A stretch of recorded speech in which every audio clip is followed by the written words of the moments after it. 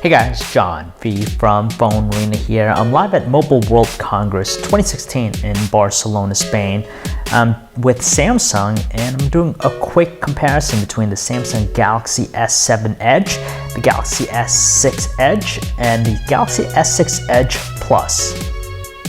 All three phones utilize the new Samsung design language, so that's metal meeting glass. It makes for a premium package. The S7 Edge is right there in the middle. It's the middle child, of course, because it is smaller than the S6 Edge Plus, yet also slightly bigger than the S6 Edge. But the nice thing is that it has a great screen-to-body ratio, so we can't complain about that. There are some subtle improvements too with the design. For example, the S7 Edge doesn't have the same sharpness around the sides, and on the back it's slightly rounded, just like the Note 5, so it feels a lot more comfortable. They also made some improvements with the profile of both the home button and also the camera lens, and it's also worth noting that the S7 Edge is water resistant with an IP68 certification.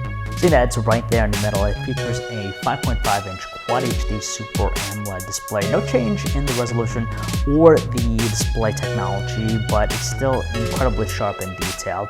And of course, being Samsung, they're great with their display technology, so you know it's going to have some improvements over its predecessors. Right away, we can tell it has a more prominent iridescent glow. And on top of that, the other neat thing about the S7 Edge is that it features the always-on display, something they've taken after their Gear smartwatches. So the display is always on, so you have access to the time, date, and other information. There's honestly not a whole lot different with the new TouchWiz experience, but it is running on top of Android 6.0 Marshmallow. There's some minor visual changes, but for the most part, it still has the same level of utility. Great for power users. It's going to harness the latest chipsets from Qualcomm and Samsung's own stable, so you know it's going to be fast, but from looking at it, it's really tough to tell how fast it is right now. Now don't be too worried about the new 12-megapixel camera in the Galaxy S7 Edge, just because we saw in action against its predecessors. The biggest focus here is in low light, and we do notice superior performance out of the S7 Edge camera, just because it's able to absorb a lot more light, produce sharper, brighter photos in comparison to the noisy and somewhat murky looking shots produced by its predecessors.